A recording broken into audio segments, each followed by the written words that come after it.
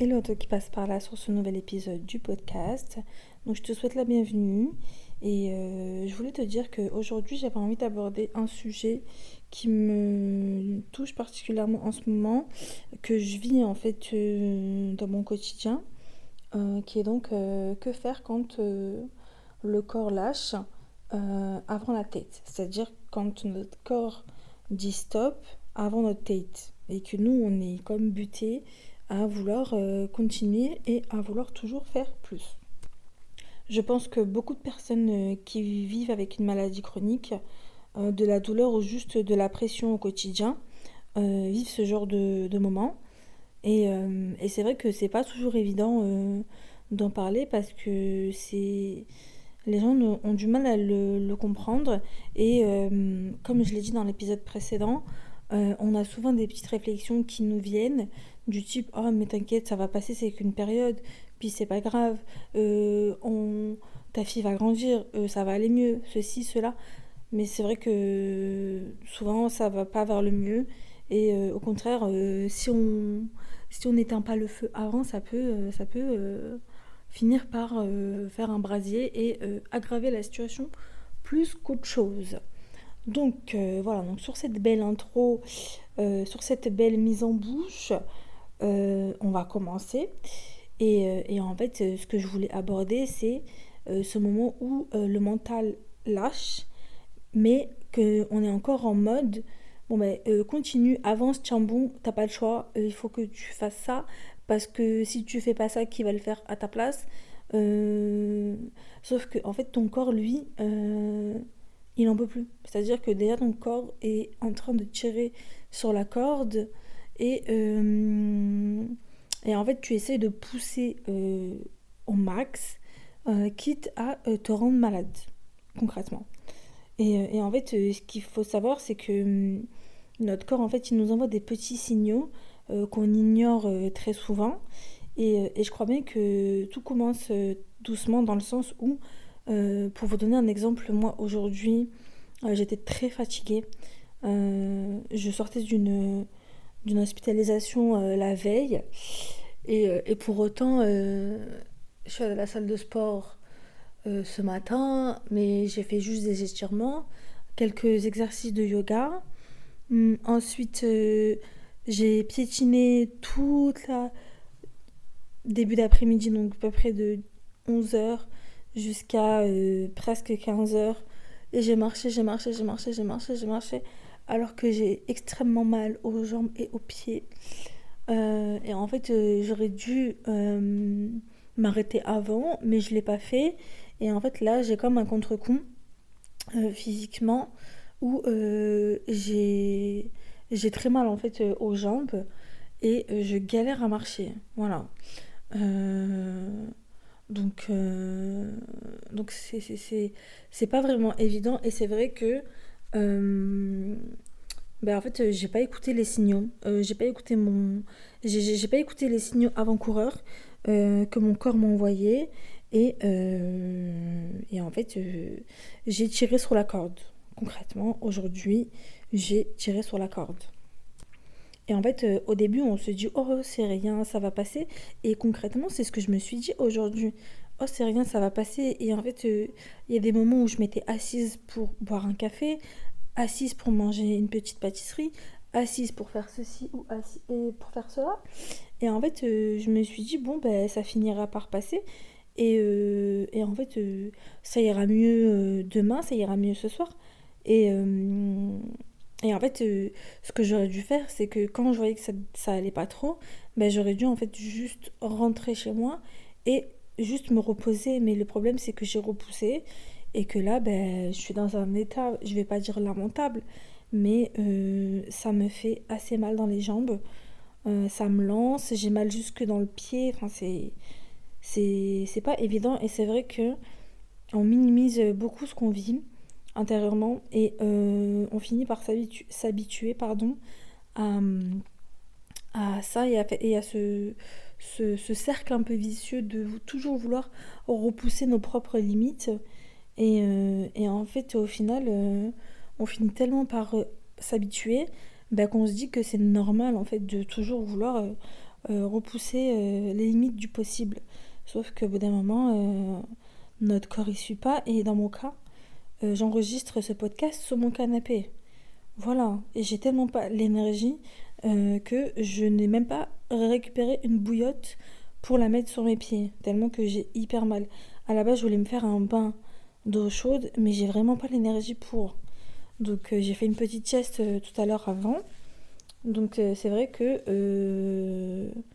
à un moment donné, il faut aussi savoir ralentir. Et ça, j'en ai parlé déjà dans un épisode avant. Et c'est vrai que c'est pas toujours évident, honnêtement, de ralentir. Parce qu'on aimerait toujours faire plus. Ça, c'est sûr.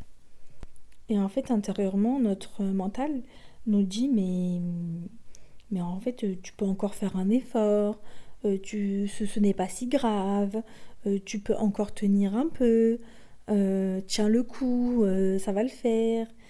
On essaye d'être forte, on essaie de pas se plaindre, de pas passer pour la meuf toujours un peu aigrie, qui passe son temps à se plaindre clairement. On essaie de rester dans la performance et d'honorer ses engagements, que ce soit professionnel ou autre. Et c'est vrai que en fait, on repousse nos limites vraiment à bout parce qu'en fait, on veut pas décevoir, on n'a pas forcément envie de ralentir pour, je dirais, prendre le temps. Et c'est vrai que vous allez dire que c'est contradictoire ce que je dis, mais en fait, le fait d'être malade chronique, on se met une pression de malade pour faire des choses que le commun des mortels fait de manière tellement facile. C'est-à-dire que pour eux, c'est easy. C'est clairement easy en fait de faire toutes ces tâches. Sauf que parfois pour nous, c'est un petit peu plus compliqué en fait. Et ça nous prend peut-être plus de temps. Et en fait, ce qui se passe, c'est que pour faire des choses, je dirais, dites classiques, lambda, on force, on force, on force, on force, on force, jusqu'à ne plus avoir de force, concrètement. Voilà. Que ce soit mental ou physique, dans les deux cas. Donc c'est vrai que tout ce qu'on fait là, en fait, on ne devrait pas le faire. Et on sait qu'on ne devrait pas le faire, mais pour autant, on le fait quand même. Et en fait, au final, c'est souvent notre entourage qui nous dit, mais il faudrait que tu prennes du temps pour toi, là, parce que ça n'a pas l'air d'aller.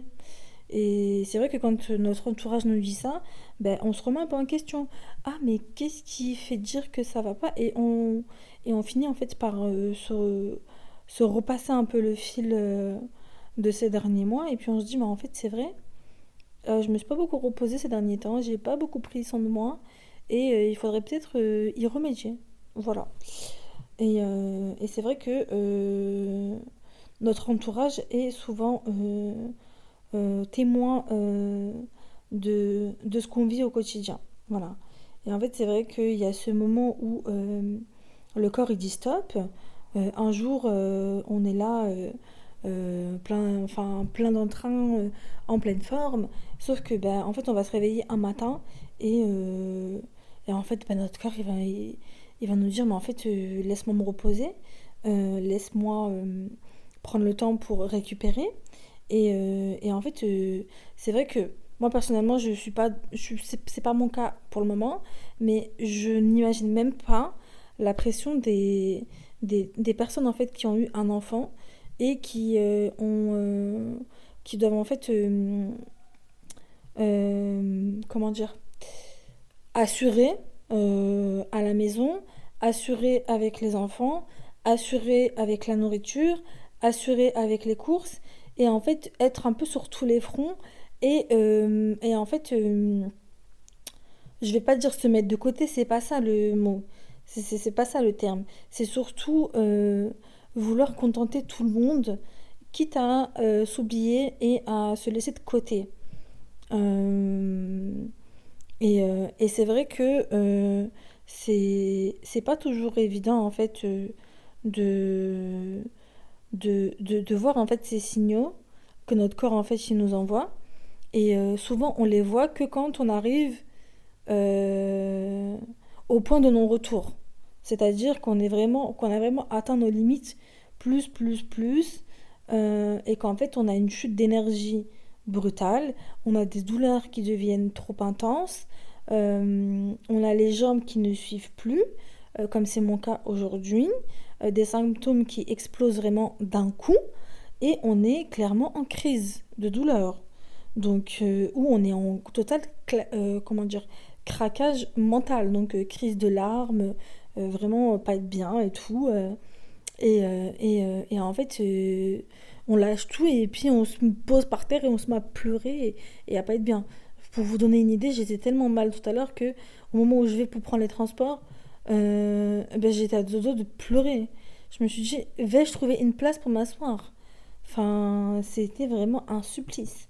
Et en fait, ton corps te rappelle que tu n'es pas une machine, te rappelle que tu as aussi besoin de repos et que tu n'es pas obligé de tenir à 100% tout le temps du temps. C'est-à-dire que tu as aussi le droit de t'accorder des moments de pause. Donc voilà, et c'est vrai que lorsqu'on vit ce stop, il est vraiment brutal et parfois il fait peur et en fait on se, on se dit mais qu'est-ce qui se passe? Mon corps me fait quoi? Mon mental me fait quoi? Est-ce que je vais réussir à passer cette passe-là? Et c'est vraiment un moment vraiment dur à vivre, hein, honnêtement. Et, et certes, c'est dur à vivre, mais c'est souvent nécessaire pour justement bah, en fait, s'accorder du temps. Parce qu'on ne peut pas toujours tout porter sur nos épaules. Ok? Donc voilà. Donc ça, c'est vraiment un point important. Donc ne pas tout porter sur ses épaules, pas tout le temps et surtout pas dans ces conditions-là. Voilà. Le quatrième point que je voulais aborder aussi, c'était la culpabilité, celle qu'on connaît trop bien, celle que l'on s'inflige à soi-même, celle qui vient nous titiller lorsqu'on est allongé sur notre canapé à regarder une série ou une vidéo YouTube. Voilà. Et c'est vrai que souvent quand notre corps il lâche, on se sent quand même assez souvent coupable envers nous-mêmes. Et en fait, tout ça, c'est lié à la pression, je dirais, sociale, la pression peut-être familiale, la pression qu'on se met intérieurement, ce truc de se dire, bon, ben, en fait, il faut que tu assures, t'es pas, tu n'as pas le droit, en fait, à l'erreur. C'est ça, en fait, presque. Et, et en fait, on finit par se dire, ben, j'aurais dû tenir plus, j'exagère peut-être, je dérange tout le monde avec mes limites, dans le sens où on finit par se dire, mais en fait, là, je me sens pas bien, mais du coup, je fais chier mon monde, quoi, à pas me sentir bien. Voilà. Et, et c'est vrai que souvent, en fait, on se met à culpabiliser, bah, du coup, d'annuler des plans, de ne pas être forcément opérationnel tout le temps. Euh, et en fait, comme si le fait de prendre soin de soi, euh, de prendre le temps pour soi, était en fait un échec, alors qu'en fait non, ça ne l'est pas. Ce n'est pas un échec du tout même. Le fait de prendre du temps pour soi, c'est au contraire un acte, je dirais, d'amour envers soi-même. C'est une preuve d'écoute, c'est une preuve de maturité aussi. Et, et en fait, c'est hyper important de s'accorder en fait, ces moments-là.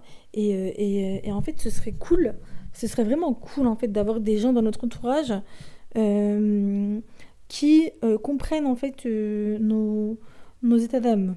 Et puis auquel cas, s'ils ne comprennent pas nos états physiques et émotionnels, c'est qu'ils ne sont pas faits pour être dans notre vie. Voilà, c'est ce que je me dis en fait au final. Donc, voilà. Et donc le point numéro 5 que je voulais aborder aussi avec vous, c'était donc le fait de réapprendre à vivre avec son corps. Ça fait sens avec le dernier épisode que j'ai sorti. Enfin, les derniers épisodes que j'ai sortis en soi.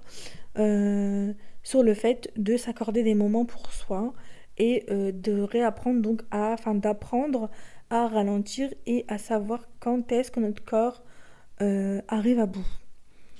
Donc voilà, donc c'est important de communiquer en fait avec notre entourage afin qu'ils comprennent qu'en fait on n'est pas une machine et qu'on a des moments où ça va pas fort et on a besoin en fait de temps pour soi et de vraiment se retrouver parce que c'est vraiment hyper important et ça en fait on le néglige beaucoup je trouve. Et donc en fait ça rejoint un petit peu la ligne directrice de mes derniers épisodes où je disais qu'en fait il faut aussi apprendre à, comme je disais, voir les signaux, apprendre à dire non quand on sent que ça va pas et que c'est beaucoup trop dur pour nous, apprendre à ralentir sans culpabiliser, parce que ça aussi c'est encore un travail à faire sur soi, et à se préserver avant tout, et surtout ne pas attendre d'être au bout du rouleau pour voir que ça va. Et en fait, c'est vrai que se reposer, c'est pas un luxe, hein, c'est à la portée de tout le monde. Hein. Et en fait, il faut se rendre compte que le fait de se reposer, c'est une nécessité. Voilà. Donc le point numéro 6 que je voulais aborder, c'était lorsqu'on trouve un nouvel équilibre, il se passe quoi ensuite? En fait, comme je disais dans les épisodes précédents, on avance différemment. Donc certes, parce que le fait de se dire ça va encore nous mettre dans un circuit où on va commencer à culpabiliser par rapport à notre cheminement. C'est juste qu'en fait on avance autrement, plus sereinement et avec peut-être aussi plus d'amour. Voilà, plus de conscience, c'est ça, je cherchais le mot. Et en fait, on apprend aussi à poser ses limites et aussi on apprend à reconnaître les signaux que notre corps nous envoie. Et en fait, on finit par arrêter de forcer, arrêter de s'oublier et on finit par de plus en plus penser à nous.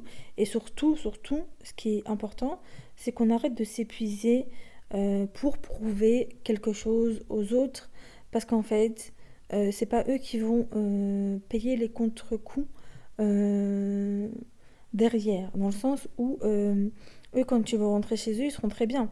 Voilà. Ils vont dormir comme des bébés, alors que nous, on sera dans notre lit, soit à se mettre à pleurer parce qu'on aura fait une crise d'angoisse, soit à tourner dans tous les sens dans notre lit parce qu'on n'arrivera pas à dormir et aller se doucher à des 2 heures du matin dans une eau. Et en fait, tout ça pour vous dire qu'en fait, on finit par choisir un rythme qui nous respecte. Et ça, en fait, c'est une forme de liberté. Voilà, à mon sens. Donc, voilà. Alors, pour finir, si toi aussi ton corps te parle, si tu te sens fatigué et que en ce moment ça va pas fort physiquement, si tu sens que quelque chose en toi te dit qu'il faut que tu fasses une pause, honnêtement, écoute-le parce que c'est ton corps qui sait mieux que toi. Honnêtement, ton corps t'envoie des signaux. Et ça, il faut vraiment le conscientiser. Donc ce qu'il faut savoir, c'est que ton corps ne te voudra jamais du mal, au contraire, il te protège. Parce que ces signaux sont là pour t'envoyer une sonnette d'alarme. Voilà. Donc même si c'est frustrant, même si tu peux peut-être parfois culpabiliser, ne t'en veux pas. Honnêtement, ne t'en veux pas. Prends le temps de respirer et d'essayer d'avancer à ton rythme. Parce que ton rythme, ce sera celui qui te convient le mieux. Voilà, en tout cas, je te remercie d'avoir pris ce moment avec moi. Et si cet épisode t'a parlé, n'hésite pas à le partager autour de toi ou à laisser une petite note. Et tu peux aussi me retrouver sur Instagram sur le compte Le Journal d'Anissa. Donc c'est arrobase tiré du bas, le journal d'Anissa, pardon, tout attaché. Et tu peux aussi du coup aller me suivre là-bas et aussi sur l'épisode du podcast et me laisser un petit avis. Voilà, moi je te dis à très vite et prends soin de toi. Bye.